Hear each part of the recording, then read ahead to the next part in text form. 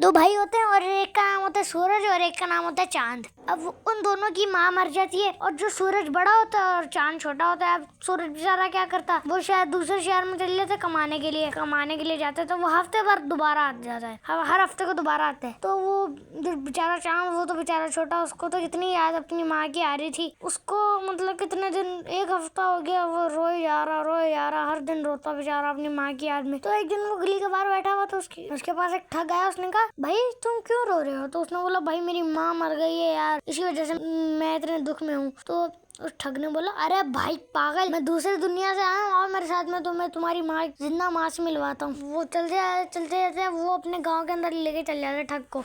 ठग उससे कहता है कि चल बेटा, एक दफा जो दुनिया से चले गया वो कभी वापस नहीं आता। तो वो उसको ठग कहता है कि चल अब बकरियां चारा और ये सारी फसलें काट, चल शाबाश। अब वो बेचारा छोटा सा था, अगर उसको मारता तब उससे मारा भी नहीं जाना था। अब उसको क्या करना है, उसको वो फसलें काटने में लग जाता है, बकरियां चराने में लग जाता है। तो एक हफ्ता गुजर जाता है, उसका भाई सूरज आता है और सूरज देखता है, घर जाता है अपने, और उसके तो होश उड़ जाते हैं कि भाई यहाँ पे तो ना ही चांद और ना ही उसका कोई सबूत। मतलब बिल्लियां दूध के बर्तन के ऊपर चढ़ी हुई थी, 3-4 बिल्लियां, और चूहे घर के अंदर यूं टहल रहे हैं। तो वो बाकी आस पड़ोस के लोगों से पूछते हैं, ये चांद कहाँ गया है? तो वो कहते हैं, अभी ना 3-4 दिन पहले एक ठग आया था, तो हम लोग तो उसकी बातों में नहीं आए, पर हो सकता है वो चांद तो छोटा था बेचारा, तो वो हो सकता है आ गया हो ठग की बातों में। अब वो उनसे पूछते हैं, आप लोगों को क्या उस ठग के गाँव का पता है, गाँव या शहर अगर जिसमें भी रहते हैं वो?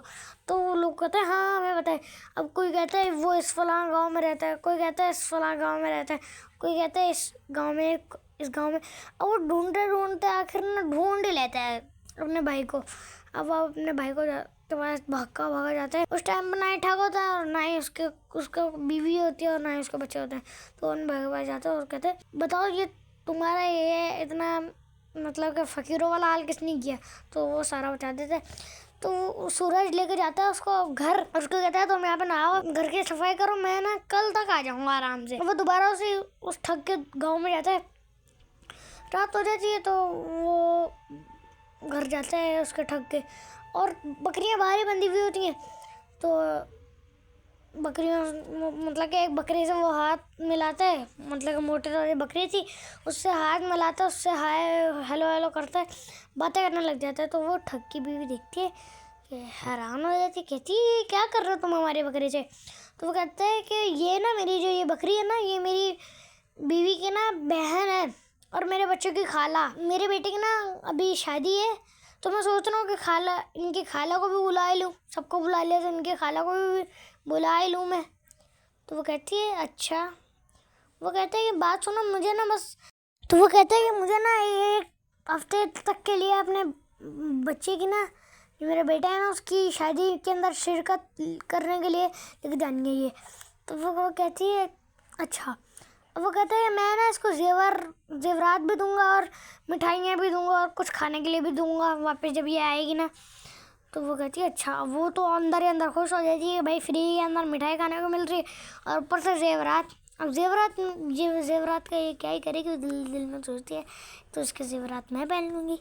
अब वो उसके अच्छे से कपड़े सी देती है, उसका कपड़ा पहना देती है और उसका अच्छा सा बैग सी देती है, या फिर लेके आ जाती है वो उसका अच्छा सा बैग, और वो उसको कह देती है कि भाई ये लो भाई तुम ले जाओ ये बकरी। और वो पैदल लेके जा रहा होता है। तो वो उसकी ठग की बीवी कहती है, रुको रुको पागल, ये जो है ना घोड़ा और काठी, इसके पीछे ये घोड़ा गाड़ी के ऊपर, बकरी को बिठाओ गाड़ी के ऊपर और घोड़ा तुम चलाओ। अब ऐसा करता है, गाड़ी को घोड़े के साथ अटैच करता है और बकरी को गाड़ी के ऊपर बिठाता है और खुद घोड़े के ऊपर बैठता है और लगाम खींचता है, तो घोड़ा आगे आहिस्ते आहिस्ते चल पड़ता है। अब थोड़ी देर बाद उसका शोर आता है और शोर कहता है ये एक बकरी और घोड़ा गाड़ी का है। तो वो कहती है अरे ये अभी एक ना बेवकूफ़ इंसान आया था, तो वो मुझसे कहता है कि ये ना वो जो बकरी नहीं है हमारी, एक जो अभी नहीं है, तो वो कहता है कि वो ना मेरे बच्चों की खाला है, तो मैं अपने एक बेटे की ना शादी कर रहा हूँ, तो उसमें मैंने सोचा कि सारे मैंने अपने बुला लिया, तो खाला को भी बुला लूँ। तो वो ले गया। अब वो कह रहा था कि मैं जेवर भी उसके साथ दूंगा और मैं इसके साथ मिठाइयाँ भी दूंगा और खाने को भी दूंगा। तो वो उसका शौहर बोलता है, अरे पागल, वो मुझसे भी बड़ा ठग था, तो वो ठग के चले गया है वो। अब वो कहता है कि जल्दी जल्दी बताओ किधर गया था, इससे पहले वो और दूर भागे। तो वो कहती है इस तरफ गया था वो। अब वो भागता फुल स्पीड से, और अब वो मतलब कि जो सूरज होता है ना, उसको पता लग जाता है कि भाई ये मेरे पीछे आ रहा है। सूरज क्या करता है, वो जो घोड़े की लगाम खींचता है और उसको साइड के अंदर लगा देता है। साइड में लगाते झाड़ियों के पीछे छुपा देता है और अपनी टोपी उतार के साइड के अंदर साइड में रख देता है। अब वो सूरज के पास जाता है और उससे कहता है, भाई तुमने बात सुनो, तुमने कहीं घोड़े गाड़ी और उसके ऊपर एक बकरी देखी हुई है? तो वो कहते हैं हाँ मैंने देखी, वो उस साइड पे गई है। तो वो अब उस साइड पे जाने लगता है। वो बोलता है, सूरज बोलता है तुम्हें तो रास्ते का पता है? तो वो ठग बोलता है नहीं यार, मुझे इस रास्ते का पता ही नहीं है। तो वो जो सूरज होता है ना, वो कहता है मुझे पता है इस रास्ते का।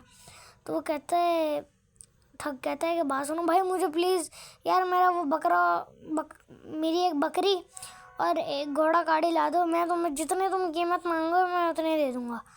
तो वो कहते हैं कि भाई बात सुनो, मैं तुम्हें ला तो दूँगा, पर ये जो टोपी के नीचे ना मेरे मालिक का ना एक बहुत महंगा 1-2 लाख रुपए का बटेर पड़ा हुआ है। अगर ये बटेर उड़ गया तो मेरा मालिक तो मुझे नहीं छोड़ेगा भाई, जान से मार देगा वो। 1-2 लाख रुपए का बटेर है वो, ये तो इसी वजह से। वो ठग कहता है कि भाई मैं यहाँ पे बैठ जाता हूँ। तो सूरज कहते हैं चल हट, तेरे ऊपर थोड़े मैं भरोसा करूँगा, क्या पता तू भी चोर निकल जाए और मेरा 1-2 लाख रुपए का वो बटेर चल जाए फिर।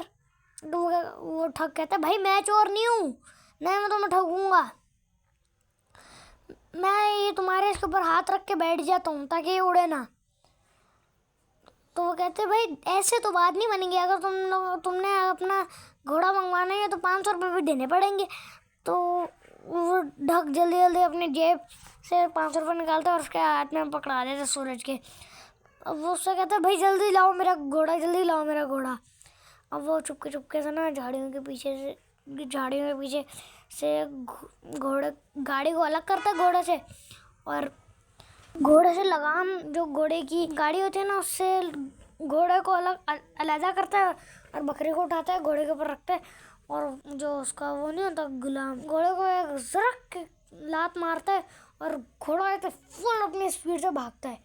मतलब उसकी इतनी आवाज़ नहीं आती, तो अपने वो पूरी जान से भाग जाता है घोड़ा। अब वो 1 घंटा हो गया, 2 घंटा हो गया, 3 घंटे हो गए, 4 घंटे हो गए, अब इतनी देर हो गई। अब वो जो ठग था वो बैठा बैठे थक गया।